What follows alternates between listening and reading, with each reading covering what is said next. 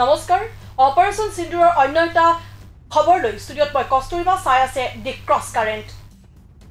পাকিস্তানৰ বিৰুদ্ধে পেহেলগাম সন্ত্ৰাসবাদী আক্ৰমণৰ পাছৰে পৰা ভাৰতে আৰম্ভ কৰিছে ইটোৰ পাছত হিটো কূটনৈতিক সিদ্ধান্ত আৰু তাৰ পাছতে এটা কূটনৈতিক সিদ্ধান্তৰ পাছতে পুৱতি নিশা যি ধৰণে পাকিস্তানৰ 9টা ঘাটিত সন্ত্ৰাসবাদী ঘাটিত ভাৰতীয় সেনাই আক্ৰমণ কৰিলে তাৰ সমূহ তথ্য বিৱৰণ দাঙি ধৰিলে আজি বায়ু সেনাৰ দুই বিষয়াই সংবাদমেল আয়োজন কৰি সবিশেষ তথ্য জনাই আছো অপাৰেশন সিন্দুৰৰ সন্দৰ্ভত ভাৰতীয় বায়ু সেনাৰ সংবাদমেল এগৰাকী হিন্দু এগৰাকী মুছলমান বায়ু সেনাৰ বিষয়াই দিলে আক্ৰমণৰ বৰ্ণনা পুৱতি নিশা 1 বজাৰ পৰা 1:30 বজাৰ ভিতৰত ভাৰতে কৰিছিল আক্ৰমণ পূৰ্ণ গতিত সফল কৰা হৈছিল অপাৰেশন সিন্দুৰ জনাই আছো সন্ত্ৰাসবাদী 9টা ঘাটি ধ্বংস ভাৰতৰ এই আক্ৰমণত আৰু চোৰাংচোৱাৰ তথ্যৰ ভিত্তিত লক্ষ্য কৰি লোৱা হৈছিল এই যি সন্ত্ৰাসবাদী ঘাটি পাকিস্তান আৰু পিঅকেট আছিল এই ঘাটিসমূহ তাত থকা নিৰ্দোষী নাগৰিকক কোনো আক্ৰমণ কৰা হোৱা নাই বুলি ইতিমধ্যে তেওঁলোকে সংবাদমেল সম্বোধন কৰি মন্তব্য প্ৰকাশ কৰিছে আৰু সংবাদমেল সম্বোধন কৰি এই মন্তব্য প্ৰকাশ কৰিছে ভাৰতীয় বায়ু সেনাৰ উইং কমাণ্ডাৰ ভূমিকা সিং আৰু কৰ্নেল সোফিয়া কুৰেছিৰ এই মুহূৰ্তত জনাই আছে এক গুৰুত্বপূৰ্ণ সংবাদ এগৰাকী হিন্দু আৰু এগৰাকী যি ধৰণে জনাই আছো যে মুছলমান বায়ু সেনাৰ বিষয়াই এই আক্ৰমণৰ সমূহ বিৱৰণ দাঙি ধৰি সংবাদমেল সম্বোধন কৰিছে আৰু এই সংবাদমেলত তেওঁলোকে স্পষ্টভাৱে জনাইছে যে 9টাকৈ ঘাটিত তেওঁলোকে সন্ত্ৰাসবাদীৰ বিৰুদ্ধে আক্ৰমণ চলাইছিল আৰু চোৰাংচোৱাৰ তথ্যৰ ভিত্তিত লক্ষ্য কৰি লোৱা হৈছিল সন্ত্ৰাসবাদী ঘাটি পাকিস্তান আৰু যি ধৰণে পিঅকেট আছিল এই ঘাটিসমূহ পাক অধিকৃত যি কাশ্মীৰ আছিল তাত আছিল এই ঘাটিসমূহ তাত থকা নিৰ্দোষী নাগৰিকক কিন্তু কোনো ধৰণৰ আক্ৰমণ কৰা হোৱা নাই বুলি ইতিমধ্যে তেওঁলোকে মন্তব্য প্ৰকাশ কৰিছে আৰু তেওঁলোকে খুব সুন্দৰভাৱে বিশ্লেষণ কৰি খুব সুন্দৰভাৱে বিৱৰণ দাঙি ধৰিছে তেওঁলোকে সংবাদমেল যোগে আপোনালোকে দেখিব পাইছে কেনে ধৰণৰ আক্ৰমণ কৰিছিল পুৱতি নিশা 1 বজাৰ পৰা 1:30 মিনিটৰ ভিতৰত এটা সমগ্ৰ দেশে খন্তে সময়ৰ বাবে স্বস্তিৰ নিশ্বাস পেলাইছে বুলি ক'ব লাগিব কাৰণ ইমানখিনি কূটনৈতিক সিদ্ধান্ত গ্ৰহণ কৰাৰ পাছত পুৱতি নিশা 1 বজাৰ পৰা 1:30 মিনিটৰ ভিতৰত আক্ৰমণ কৰিছিল আৰু পূৰ্ণ গতিত সফল কৰা হৈছিল বুলি ইতিমধ্যে মন্তব্য প্ৰকাশ কৰিছে যি অপাৰেশন সিন্দুৰ আছিল সেই অপাৰেশন সিন্দুৰ পূৰ্ণ গতিত সফল হৈছে বুলি ইতিমধ্যে এই দুইগৰাকী ভাৰতীয় বায়ু সেনাৰ উইং কমাণ্ডাৰ ভূমিকা সিং আৰু কৰ্নেল সোফিয়া কুৰেছি এটা মন্তব্য প্ৰকাশ কৰিছে সংবাদমেল সম্বোধন কৰি জনাই আছে যে পেহেলগাম আক্ৰমণৰ পাছত ভাৰতে পাকিস্তানৰ বিৰুদ্ধে এটাৰ পাছত আনটো কূটনৈতিক সিদ্ধান্ত গ্ৰহণ কৰি আহিছিল তাৰ পাছতে আজি অৰ্থাৎ 7 মে তাৰিখে যি ধৰণে মক ড্ৰিলৰ বাবেও এটা সাজু হৈছে ভাৰত তাৰ মাজতে পুৱতি নিশা 1 বজাৰ পৰা 1:30 মিনিটলৈকে পাকিস্তানৰ বিৰুদ্ধে ভাৰতীয় সেনাই যি ধৰণে আক্ৰমণ কৰিলে পাকিস্তানৰ যি সন্ত্ৰাসবাদী 9টাকৈ ঘাটি তেওঁলোকে এতিয়া ধ্বংস কৰিবলৈ সক্ষম হৈছে তাক লৈ এতিয়া সকলোৱে এতিয়া ভাৰতীয় সেনাকে এই মুহূৰ্তত আসলতে ভাৰতীয় সেনাই এই ধৰণৰ এতিয়া কাৰ্য কৰিছে আৰু পিটিআইৰ তথ্য অনুসৰি বৰ্তমানলৈকে আপোনালোকক জনাই আছিলো যে পাকিস্তানৰ 9 জনৰ মৃত্যু হৈছিল পাকিস্তানৰ 9টাকৈ স্থানত আক্ৰমণ ভাৰতীয় সেনাই যি ধৰণে 9টাকৈ সন্ত্ৰাসবাদী ঘাটি আক্ৰমণ কৰিছিল আৰু তাৰ পাছতে 9 জনৰ মৃত্যু হৈছিল আৰু আপোনালোকক জনাই আছো যে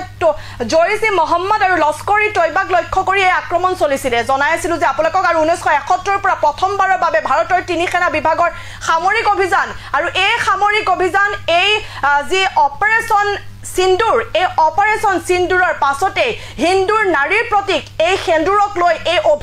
অভিযানৰ নামাকৰণ কৰা হৈছিল কাৰণ নৱবিবাহিত আৰু হিন্দুসকলক লক্ষ্য কৰি পেহেলগাম আক্ৰমণৰ প্ৰত্যুত্তৰ দিবলৈ এই যি অপাৰেশন সিন্দুৰ নামাকৰণ কৰা হৈছিল আৰু যি ধৰণে 26 জন নিৰীহ পৰ্যটকক হত্যা কৰা হৈছিল তেওঁলোকক কোন হিন্দু কোন মুছলমান বুলি তেওঁলোকক ধৰ্মৰ কথা শুনি যে ধৰণে হত্যা কৰা হৈছিল আৰু তাৰ পৰিপ্ৰেক্ষিততে আজি এগৰাকী হিন্দু আৰু এগৰাকী মুছলমান বায়ু সেনাৰ বিষয়াই দিলে সমগ্ৰ আক্ৰমণৰ বৰ্ণনা আৰু কি ধৰণে তেওঁলোকে আক্ৰমণ কৰিছিল আৰু নিৰীহ যিসকল তেওঁলোকৰ নাগৰিক আছিল আৰু সেই নাগৰিকসকলক কোনো ধৰণৰ আক্ৰমণ কৰা নাই বুলি ইতিমধ্যে তেওঁলোকে মন্তব্য প্ৰকাশ কৰিছে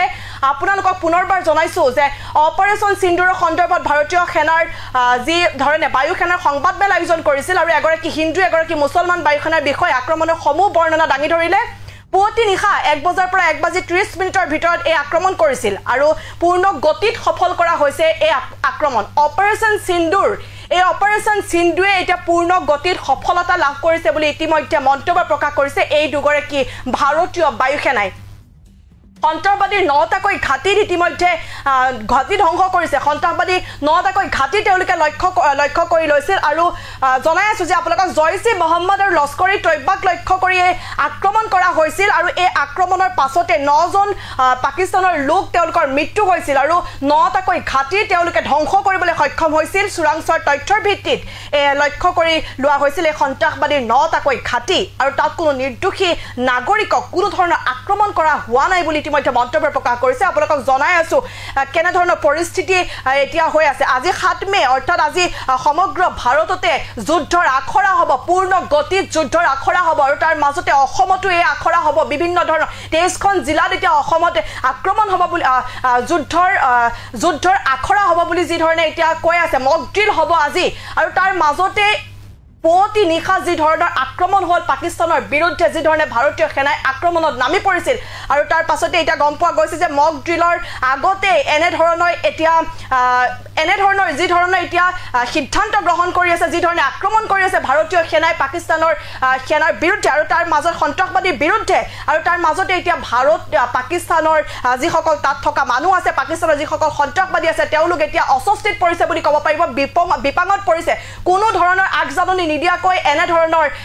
পুৱতি নিশা এই আক্ৰমণত নামি পৰিছিল ভাৰতীয় সেনা এই মুহূৰ্তত জনাই আছো আৰু বিভিন্ন ধৰণে এতিয়া বিভিন্ন সামাজিক মাধ্যমত এতিয়া বিভিন্ন ধৰণৰ প্ৰতিক্ৰিয়া প্ৰকাশ কৰিছে বিভিন্ন ধৰণৰ এতিয়া ভাৰতীয় সেনাসকলক আৰু অনুপ্ৰাণিত কৰিবলৈ বিভিন্নজনে বিভিন্ন মত পোষণ কৰা দেখা পোৱা গৈছে আৰু আপোনালোকক জনাই আছো যে এই যুদ্ধৰ যি এক বিভীষিকা কালি যি ধৰণে পুৱতি নিশা আক্ৰমণ কৰিলে পাকিস্তানৰ বিৰুদ্ধে ভাৰতে আৰু তাৰ পাছতে এতিয়া আজি হ'ব ভাৰতৰ যুদ্ধৰ অনুশীলন আৰু সেই মক ড্ৰিলত এতিয়া অংশ ল'ব সকলো ভাৰতীয় বায়ু সেনা সকলো নৌসেনাই এই অংশগ্ৰহণ কৰিব আৰু অসমতো তাৰ সমান্তৰালভাৱে 23খনকৈ জিলাত ইয়াৰ বাবে মক ড্ৰিল হ'ব অপাৰেশ্যন সিন্ধুৰ সন্দৰ্ভত ভাৰতীয় বায়ু সেনাই যি ধৰণে সংবাদমেল আয়োজন কৰিছিল এই মেলত যি ধৰণে পেহেলগাম আক্ৰমণ সন্ত্ৰাসবাদী আক্ৰমণত কোন হিন্দু কোন মুছলমান বুলি কয় তেওঁলোকে ধৰ্মৰ ভিত্তিত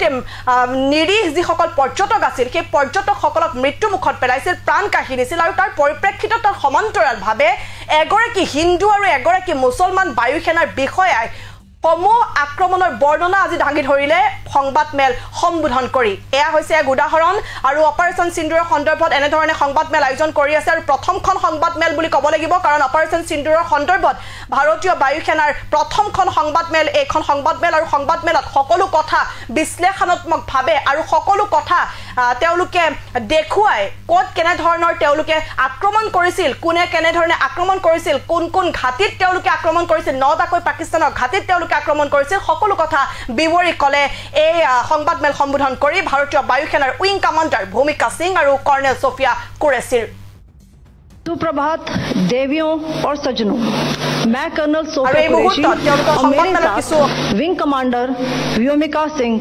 आज आपको 6 से 7 मई 2025 की रात 1:05 से 1:30 बजे के बीच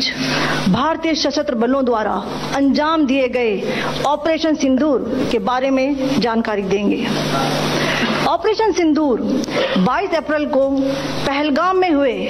विभत्स आतंकवादी हमले के शिकार मासूम नागरिकों व उनके परिवारों को न्याय देने के लिए लॉन्च किया गया था। इस कार्रवाई में 9 टेररिस्ट कैंप्स को टारगेट किया गया और पूरी तरह से इसे बर्बाद किया गया। पाकिस्तान में पिछले 3 दशकों से टेरर इंफ्रास्ट्रक्चर का निर्माण हो रहा है। इसमें recruitment, indoctrination centres, training areas व लॉन्च पैड शामिल थे जो पाकिस्तान और पाक अधिकृत जम्मू कश्मीर POJK दोनों में फैले हैं। Operation Sindoor was launched by Indian Armed Forces to deliver justice to the victims of Pahalgam terror attack and their families. 9 terrorist camps were targeted and successfully destroyed. Over the last 3 decades, Pakistan has systematically built terror infrastructure. It is a complex web of recruitment and indoctrination centers, training areas for initial and refresher courses, and launch pads for handlers. These camps are located both in Pakistan as well as Pakistan-occupied Jammu and Kashmir areas. Some of the well-known training camps are located, as you can see on the screen. They are distributed from Savai Nala in the north, counting to approximately 21, ending at Bhavalpur to the south.